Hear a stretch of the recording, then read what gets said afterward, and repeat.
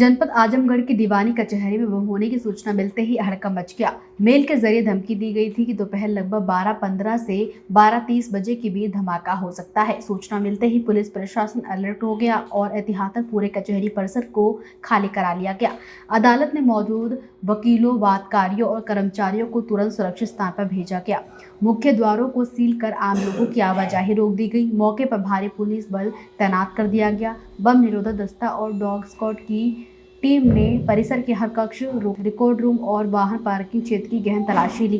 SP doctor Anil Kumar ने बताया कि मेल से सूचना मिलते ही सघन चेकिंग अभियान शुरू किया गया। अब तक जांच में कोई संदिग्ध या आपत्तिजनक वस्तु नहीं मिली है। स्थिति पूरी तरह से नियंत्रण में है और एहतियातन के तौर पर जांच अभियान जारी रहेगा। वकील साहब, कैसा अफरा तफरी का माहौल है आज दीवानी कचहरी में? अपना परिचय देते हुए बताइए। मेरा नाम अश्वनी तिवारी है। मैं अधिवक्ता दीवानी न्यायालय आजमगढ़। आज सुबह रोज की बात ही अधिवक्तागण और वादकारी न्यायिक कार्य हेतु न्यायालय में उपस्थित हुए थे। अचानक पुलिस प्रशासन के द्वारा एक सूचना दी जाती है कि आज कचहरी में कहीं बम होने की संभावना या कोई सूचना उन्हें प्राप्त है। इसलिए वादकारियों को और अधिवक्तागणों को, बाकी न्यायिक अधिकारियों सबको कचहरी से बाहर कर दिया गया है और एक सघन जांच चल रही है।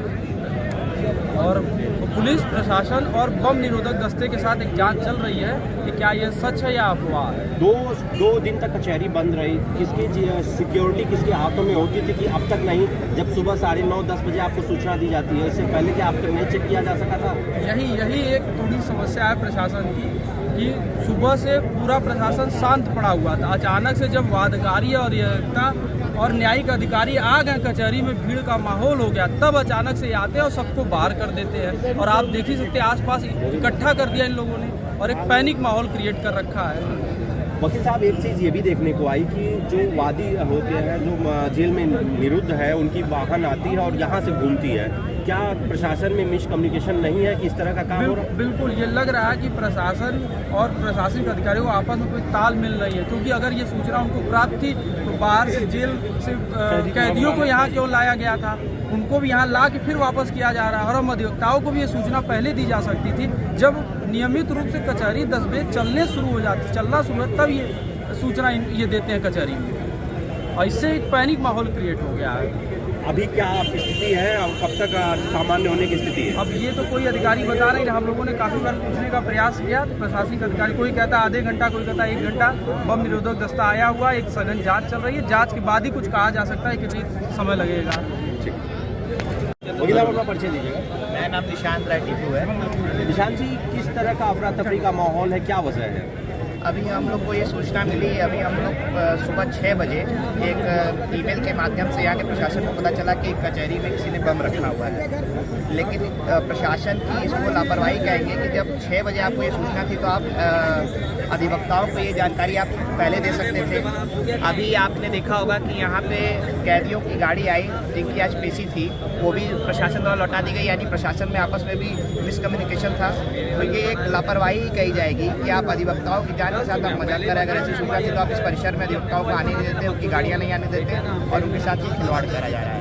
किसकी गलती मानते हैं ये? इसका सुरक्षा व्यवस्था की जिम्मेदारी किसकी होती है और किसकी गलती आप लोग मान रहे हैं? इसमें गलती तो हम किसी की नहीं कह सकते, लेकिन हाँ, मिसकम्युनिकेशन और इस चीज़ को हम खुल के ये कह सकते हैं कि अधिवक्ताओं के जीवन को पूरा प्रशासन और ये सरकार मजाक समझ लिखती है कि अगर इतनी बड़ी सूचना आपके पास थी कि यहाँ कचहरी कैंपस में बम रखा गया है तो आपको ये सूचना पहले ही दे जाए। सुबह 6 बजे अगर आपके पास मेल आया था तो आप किसी न किसी माध्यम से आप वकीलों को ये सूचित कर देते कि आप इस एरिया के 1 किलोमीटर के करीब ना आए। जो मार्टिनगंज से या जो फूलपुर से या इतने दूर दूर से अधिवक्ता साथी आए हैं, वो अपनी जान को हथेली पर रख के इस कैंपस में घुस रहे हैं, तो ये तो गलत चीज़ है ना। अगर आपको ये प्रशासन को ये बात पता है तो आपको पहले सूचित करना चाहिए था। यानी अधिवक्ताओं की ज़िंदगी आपके लिए कुछ नहीं है और हम अधिवक्ता इसी के लिए अधिवक्ता प्रोटेक्शन एक्ट की मांग करते हैं कि हमारे जीवन को भी बहुमूल्य समझा जाए। हम आम नागरिक के लिए सबकी समस्याओं को लेकर लड़ते हैं और सबको हक का अधिकार दिलाने की बात करते हैं। सराउंडिंग लगभग अभी इस कचहरी के इर्द गिर्द अभी भी हजारों की संख्या में लोग उपस्थित है। केवल कचहरी खाली कराई गई और यह जगह अभी भी उसी तरह अपराध ये भी देखिए प्रशासन की एक कमी है। अगर आपको ये सोचना है कि बम अंदर है, अब क्या उसकी कितनी क्वांटिटी में है या क्या उसकी विशालता हो सकती है, क्या क्षमता हो सकती है, उसको आप बिना जाने आप ये पहले ये तो इलाका खाली कर देना चाहिए था। आप ये बस बाउंड्री के बाहर खड़ा है, अगर मान लीजिए बाउंड्री के इर्द गिर्द कहीं ऐसी चीज़ें होगी, कोई ऐसा विस्फोट होगा तो हज़ारों की संख्या में यहाँ एडवोकेट्स और क्या नाम वकील खड़े हैं, किसी के साथ या पत्रकार बंधु खड़े हैं, किसी के साथ कोई अपनी घटना हो जाएगी तो उसकी जिम्मेदारी कोई लेगा नहीं। इस घटना के बाद वकीलों की क्या मांगी थी?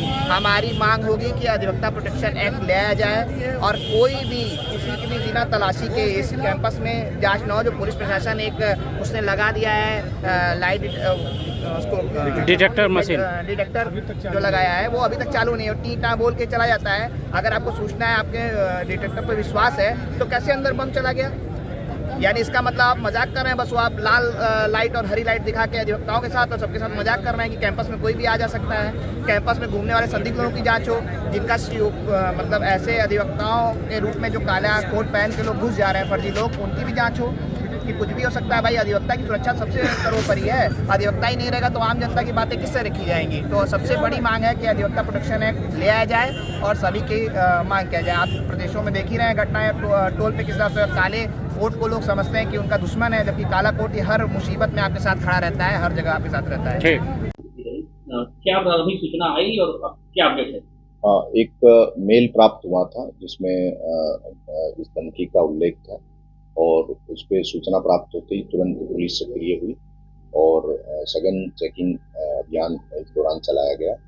सुरक्षा की जो व्यवस्था थी उसको चाक चौबंद किया गया और किसी तरह की हड़कंप या उस तरह की चीज़ें नहीं रही और जो है इसमें कोई आपत्तिजनक चीज़ या कोई उस तरह की चीज़ अभी तक नहीं मिली। अभी चेकिंग अभियान जारी है ना? चेकिंग जारी रहेगी और जो सुरक्षा के उपाय हैं वो चाक चौबंद रहेंगे। सर, पूरे मामले में जो अधिवक्ताओं की सुरक्षा को लेकर के जिस तरीके से प्रोटोकॉल तैयार है, रोज सुबह जांच होती है, जांच को किस तरीके से मॉनिटर किया जा रहा है, क्योंकि मेटल डिटेक्टर वगैरह तमाम चीजें हैं, उसको किस तरीके से मॉनिटर किया जाएगा? देखिए, हमारी जो न्यायालय की सुरक्षा व्यवस्था है उसकी एक एसओपी है, उस एसओपी का भी पालन किया जा रहा है और समय समय पे इसकी सिक्योरिटी ऑडिट जो है माननीय न्यायालय से समन्वय स्थापित करके किया जाता है और जो हमारी बीडीएस और एएस टीम्स हैं वो भी लगातार इसमें सक्रिय रह के चेकिंग करती रहती हैं।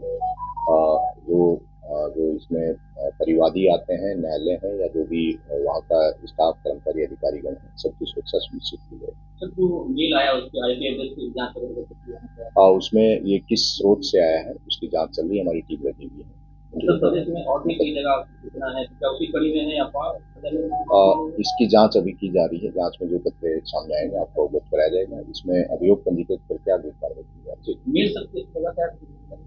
स्रोत जो है उसके बारे में जानकारी की जाए। ये जो माननीय न्यायालय है उनकी ईमेल आईडी पे है। राजनीति हो या क्रिकेट, देश विदेश की ब्रेकिंग हो या आपके मोहल्ले की बड़ी खबर, सब मिलेगा एक ही ऐप में, सबसे तेज और भरोसेमंद। अभी डाउनलोड करें दैनिक भास्कर डिजिटल।